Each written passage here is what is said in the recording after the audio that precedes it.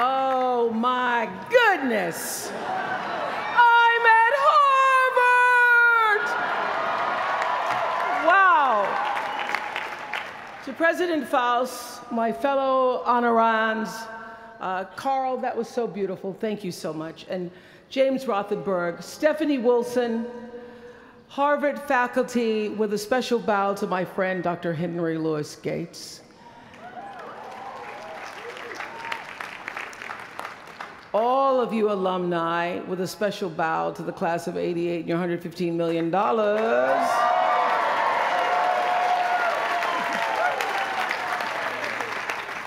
And to you, members of the Harvard class of 2013, hello.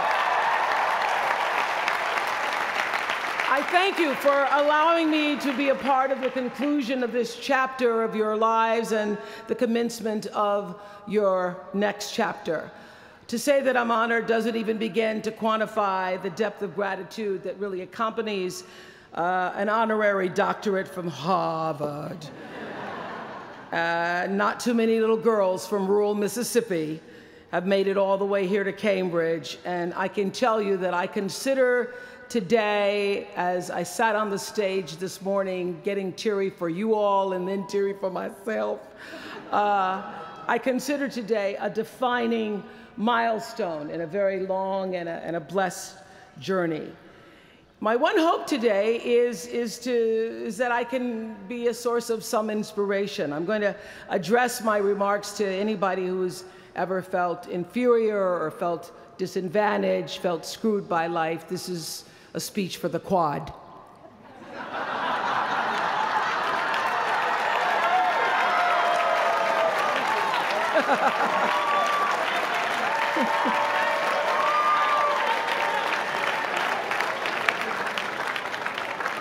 Actually, I was so honored. I wanted to do something really special for you. I wanted to be able to have you look under your seats and there would be free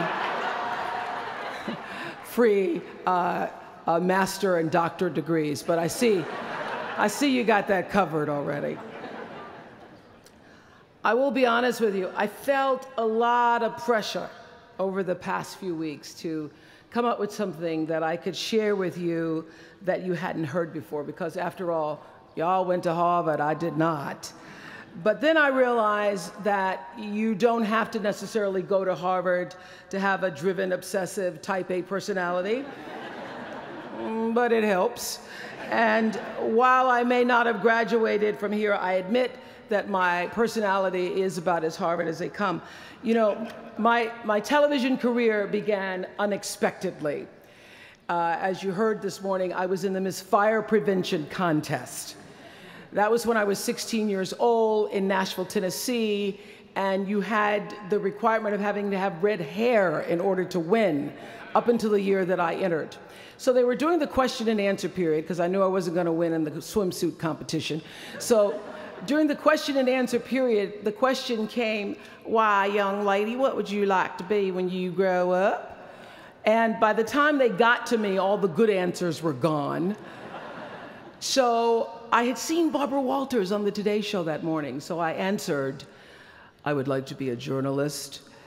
I would like to tell other people's stories in a way that makes a difference in their lives and the world." And as those words were coming out of my mouth, I went, "Whoa, this is pretty good. I would like to be a journalist. I want to make a difference." Well, I was on television by the time I was 19 years old.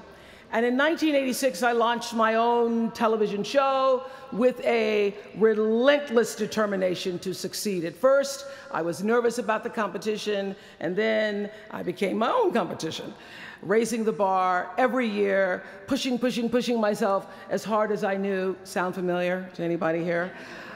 Eventually, we did make it to the top, and we stayed there for 25 years. The Oprah Winfrey Show was #1 in our time slot for 21 years, and I have to tell you, I became pretty comfortable with that level of success. But a few years ago, I decided, as you will at some point, that it was time to recalculate, find new territory, break new ground. So I ended the show and launched OWN, the Oprah Winfrey Network. The initials just worked out for me. So 1 year later, after launching OWN, nearly every media outlet had proclaimed that my new venture was a flop. Not just a flop, but a big, bold flop, they call it.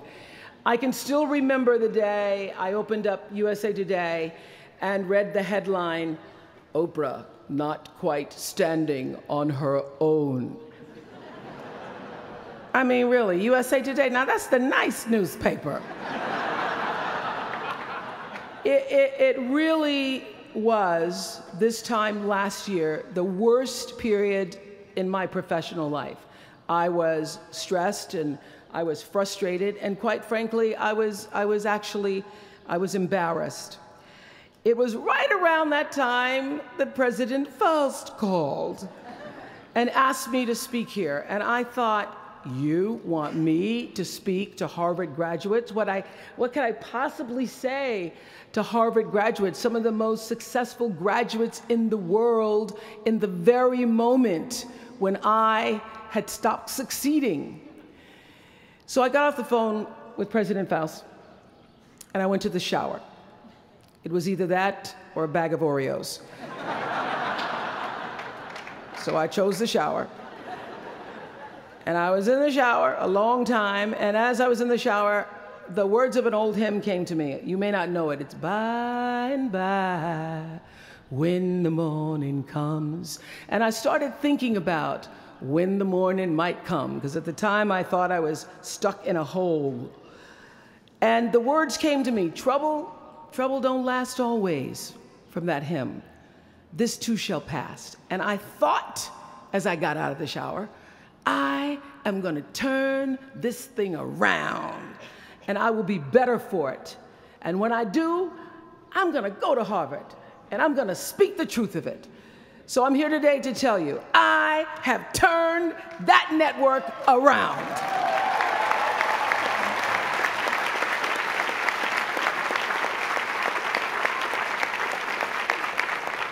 And it was all because I wanted to do it by the time I got to speak to you all. So thank you so much. You don't know what motivation you were for me. Thank you. I'm even prouder to share a fundamental truth that you might not have learned even as graduates of Harvard, unless you studied the ancient Greek hero with Professor Naj. Professor Naj, who as we were coming in this morning said, "Please, Ms. Winfrey, walk decisively." I shall walk decisively. This is what I want to share. It doesn't matter how far you might rise. At some point, you are bound to stumble, because if you're constantly doing what we do, raising the bar, if you are constantly pushing yourself higher, higher, the law of averages, not to mention the myth of Icarus, predicts that you will at some point fall. And when you do, I want you to know this, remember this, there is no such thing as failure. Failure is just life trying to move us in another direction. Now, when you're down there in the hole, it looks like failure. So this past year, I had to spoon feed those words to myself. And when you're down in the hole, when that moment comes, it's really okay to feel bad for a little while. Give yourself time to mourn what you think you may have lost. But then, here's the key. Learn from every mistake, because every experience, encounter, and particularly your mistakes, are there to teach you and force you into being more of who you are. And then figure out what is the next right move. And the key to life is to develop an internal, moral, emotional GPS that can tell you which way to go. Because now and forevermore, when you Google yourself, your search results will read Harvard, 2013. And in a very competitive world, that really is a calling card, because I can tell you, as one who employs a lot of people, when I see Harvard, I sit up a little straighter and say, where is he or she? Bring them in. It's an impressive calling card that can lead to even more impressive bullets in the years ahead. Lawyer, senator, CEO, scientists, physicists, winners of Nobel and Pulitzer Prizes, or late-night talk show host. But the challenge of life, I have found, is to build a resume that doesn't simply tell a story about what you want to be, but it's a story about who you want to be. It's a resume that doesn't just tell a story about what you want to accomplish, but why. A story that's not just a collection of titles and positions, but a story that's really about your purpose. Because when you inevitably stumble and find yourself stuck in a hole, that is the story that will get you out. What is your true calling? What is your dharma? What is your purpose? For me, that discovery came in 1994 when I interviewed a little girl who had decided to collect pocket change in order to help other people in need. She raised $1,000 all by herself, and I thought, well, if that little 9-year-old girl with a bucket and a big heart could do that, I wonder what I could do. So I asked for our viewers to take up their own change collection, and in 1 month, just from pennies and nickels and dimes, we raised more than $3 million that we used to send one student from every state in the United States to college. That was the beginning of the Angel Network. And so what I did was I simply asked our viewers, do what you can wherever you are, from wherever you sit in life. Give me your time or your talent, your money if you have it, and they did. Extend yourself in kindness to other human beings wherever you can. And together we built 55 schools in 12 different countries and restored nearly 300 homes that were devastated by Hurricanes Rita and Katrina. So the Angel Network, I've been on the air for a long time, but it was the Angel Network that actually focused my internal GPS. It helped me to decide that I wasn't just going to be on TV every day, but that the goal of my shows, my interviews, my business, my philanthropy, all of it, whatever ventures I might pursue, would be to make clear that what unites us is ultimately far more redeeming and compelling than anything that separates me. Because what had become clear to me, and I want you to know, it isn't always clear in the beginning, because as I said, I've been on television since I was 19 years old. But around 94, I got really clear. So don't expect the clarity to come all at once, to know your purpose right away. But what became clear to me was that I was here on Earth to use television and not be used by it, to use television to illuminate the transcendent power of our better angels. So this Angel Network, it didn't just change the lives of those who were helped, but the lives of those who also did the helping.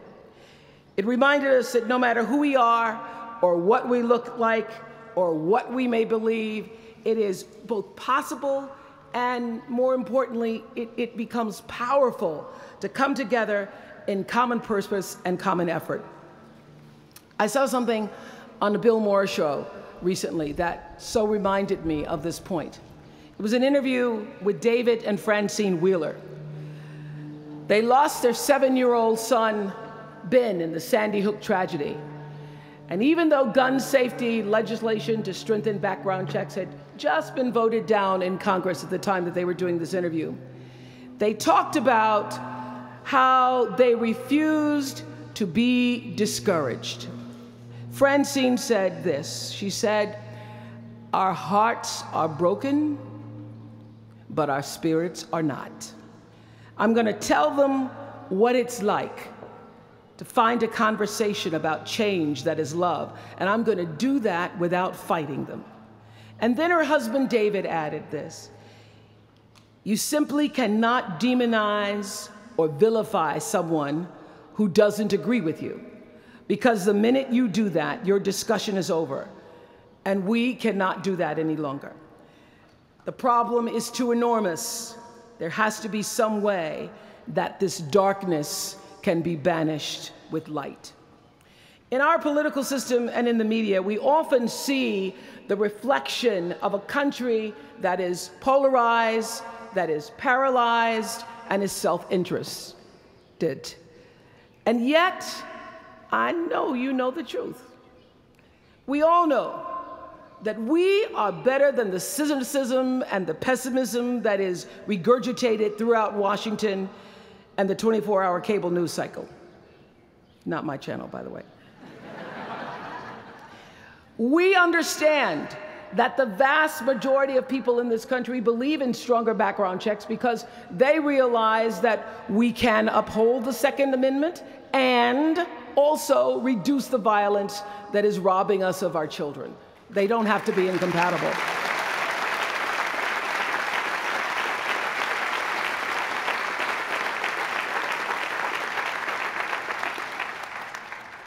And we understand that most Americans believe in a clear path to citizenship for the 12 million undocumented immigrants who reside in this country, because it's possible to both enforce our laws and at the same time embrace the words on the Statue of Liberty that have welcomed generations of huddled masses to our shores. We can do both.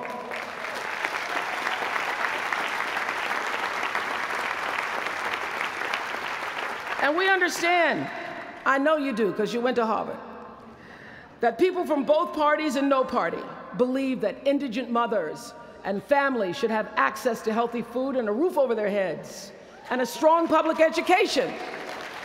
Because here in the richest nation on earth, we can afford a basic level of security and opportunity.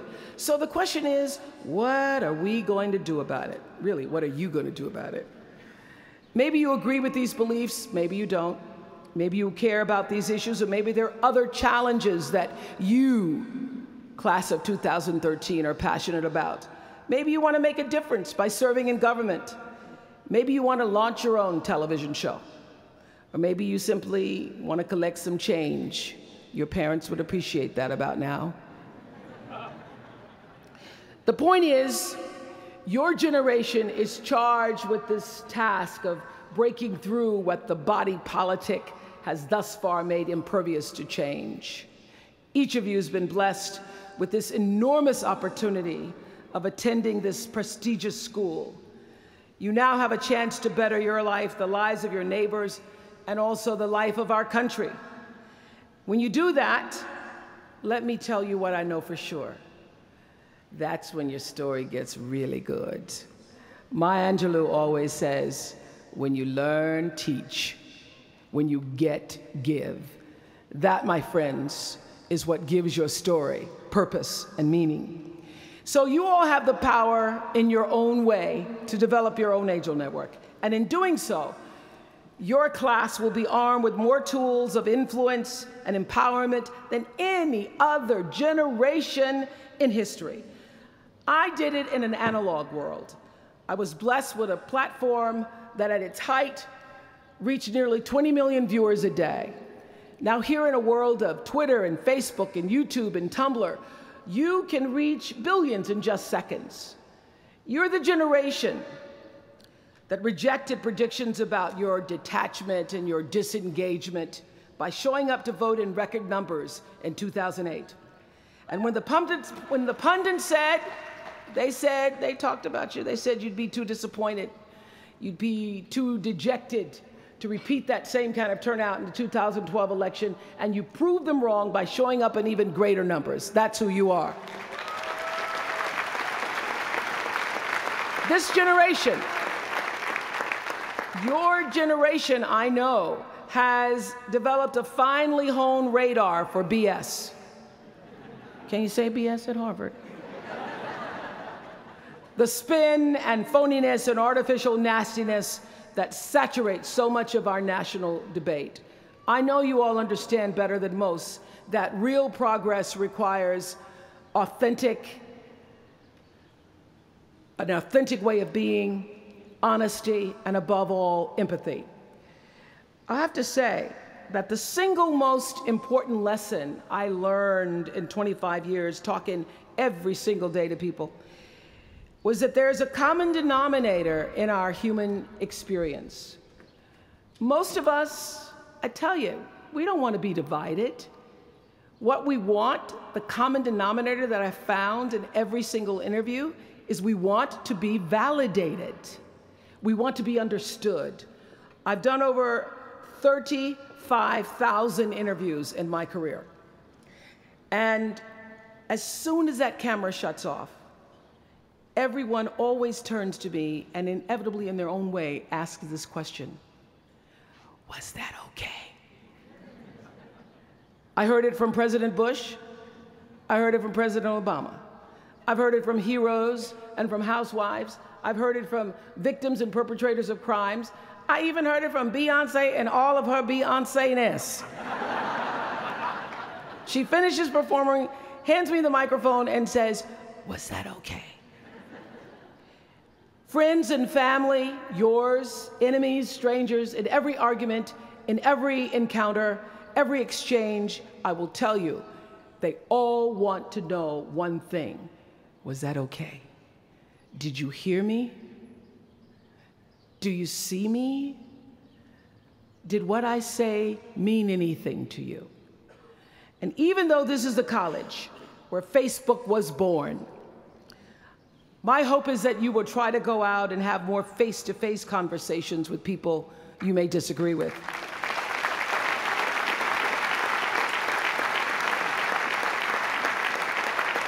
That you'll have the courage to look them in the eye and hear their point of view, and help make sure that the speed and distance and anonymity of our world doesn't cause us to lose our ability to stand in somebody else's shoes and recognize all that we share as a people. This is imperative for you as an individual and for our success as a nation. There has to be some way that this darkness can be banished with light. Says the man whose little boy was massacred on just an ordinary Friday in December. So whether you call it soul or spirit or higher self, intelligence, there is, I know this, there's a light inside each of you, all of us, that illuminates your very human beingness if you let it. And as a young girl from rural Mississippi, I learned long ago that being myself was much easier than pretending to be Barbara Walters. Although when I first started, because I had Barbara in my head, I would try to sit like Barbara, talk like Barbara, move like Barbara. And then one night I was on the news, reading the news, and I called Canada, Canada. And that was the end of me being Barbara. I cracked myself up on TV, couldn't stop laughing, and my real personality came through. And I figured out, oh gee, I can be a much better Oprah than I could be a pretend Barbara. I know that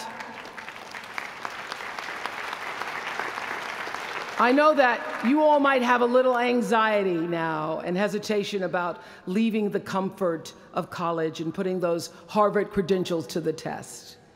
But no matter what challenges or setbacks or disappointments you may encounter along the way, you will find true success and happiness if you have only one goal. There really is only one, and that is this: to fulfill the highest, most truthful expression of yourself as a human being.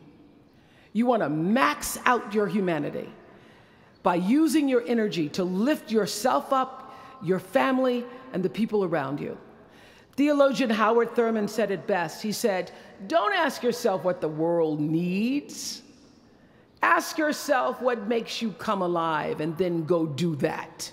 Because what the world needs is people who have come alive." The world needs people like Michael Stolzenberg from Fort Lauderdale. When Michael was just 8 years old, Michael nearly died from a bacterial infection that cost him both of his hands and both of his feet. And in an instant, this vibrant little boy became a quadruple amputee, and his life was changed forever. But in losing who he once was, Michael discovered who he wanted to be. He refused to sit in that wheelchair all day and feel sorry for himself. So with prosthetics, he learned to walk and run and play again. He joined his middle school lacrosse team. And last month, when he learned that so many victims of the Boston Marathon bombing would become new amputees, Michael decided to banish that darkness with light. Michael and his brother Harris created MikeysRun.com to raise $1 million for other amputees by the time Harris runs the 2014 Boston Marathon. More than 1,000 miles away from here, these two young brothers are bringing people together to support this Boston community the way their community came together to support Michael. And when this 13-year-old man was asked about his fellow amputees, he said this: first, they will be sad. They're losing something they will never get back. And that's scary. I was scared. But they'll be okay. They just don't know that yet. We might not always know it. We might not always see it or hear it on the news or even feel it in our daily lives. But I have faith that no matter what, class of 2013, you will be okay. And you will make sure our country is okay. I have faith because of that 9-year-old girl who went out and collected the change. I have faith because of David and Francine Wheeler. I have faith because of Michael and Harris Stolzenberg. And I have faith because of you, the network of angels sitting here today. One of them, Khadijah Williams, who came to Harvard 4 years ago. Khadijah had attended 12 schools in 12 years, living out of garbage bags amongst pimps and prostitutes and drug dealers, homeless, going into department stores, Walmart in the morning to bathe herself so that she wouldn't smell in front of her classmates. And today she graduates as a member of the Harvard class of 2013.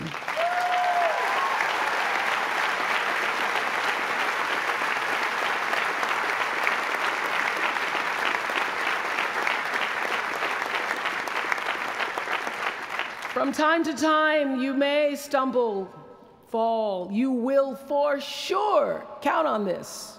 No doubt. You will have questions and you will have doubts about your path. But I know this: if you're willing to listen, to be guided by that still small voice that is the GPS within yourself, to find out what makes you come alive, you will be more than okay. You will be happy, you will be successful, and you will make a difference in the world. Congratulations, class of 2013. Congratulations to your family and friends. Good luck, and thank you for listening. Was that okay?